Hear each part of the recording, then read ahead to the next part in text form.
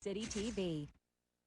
It's 8:24 on this Friday morning. You're watching Breakfast Television. Alanna Fero is with us. She's a career management expert. But what we're really talking about today is office politics. Now, Alanna, every office has politics, don't they? Every office. Even one-person offices have politics if you really stop and think about it. How's that possible? Your client relationships, your vendor relationships. You've got to be the person that they regard as most important and return your call and give you what you need at the best possible price. Or I guess so. Absolutely. I work on my own, but I still have to deal with the politics in my clients' offices. So is it possible, if you want any kind of a career, to be able to say, you know what, I'm not going to get involved in politics?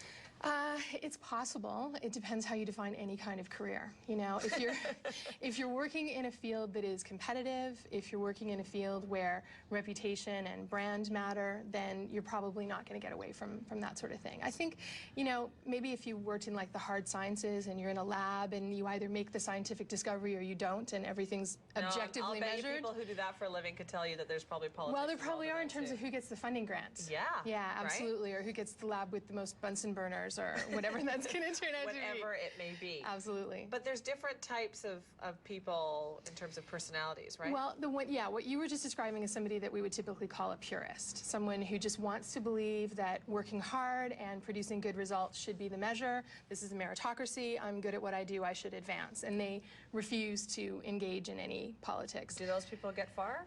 They can. They can.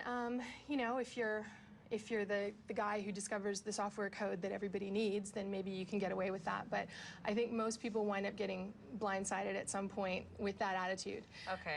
So that's the purist, you said. That's the purist. Then we've got team players. And those are people who, they'd prefer not to have politics, but they're willing to have a little bit to keep their team cohesive. So they will focus on those relationships.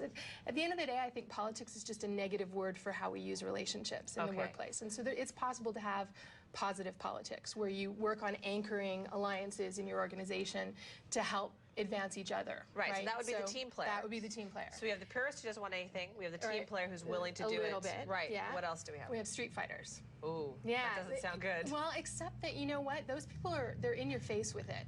So that person, you're new to the organization, that person comes up, shakes your hand, says, thank you very much. Just want you to know I am #1 in this department and I will be staying there.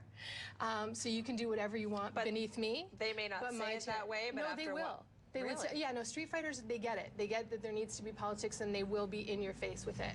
They will let you know exactly where you stand and where they stand, so at least you know what you're dealing with, right? Oh, They'll tell you to scratch their back. Okay. To make sure that they'll be around to scratch theirs. Oh. The ones you have to worry about are the maneuverers. Ooh, the maneuverers. And those are I know, it's a hard word to say, it is. isn't it? And those are the people who, you know, reschedule a meeting, and then you miss it, and all the decisions got made, and they go, Did I forget to tell you? Did that email bounce? I don't know what could have happened. We certainly wanted you to be there.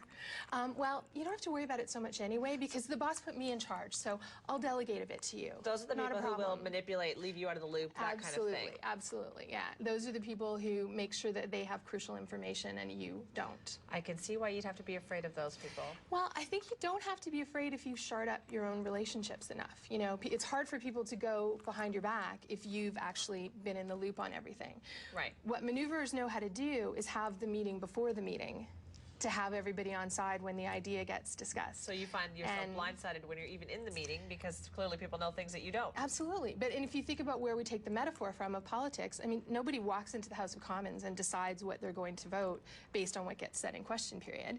Everybody knows how they're voting before they go in. It all happened in the discussions before that. Okay, so Alanna, how do you do it then? How do you go to work and try to stay above this and do good things? Well, how do you... You know, I don't know that you necessarily stay above it. I think you decide where your own ethical compass is. And then you have to compare that to how things get done in your company. What is it that they value? Because often they'll say, we're all about quality, but really the people who get rewarded are the ones who produce the work the fastest. Right. Or they might say that we're all about teamwork, but you notice that all the people who are getting promoted are really kind of the lone wolf mentality who go out and do their own thing. Right. So you have to see what the behavior is and then ask yourself, can I do that? Right. If you're going to stay in the company, you have to give them what they value if you're going to advance.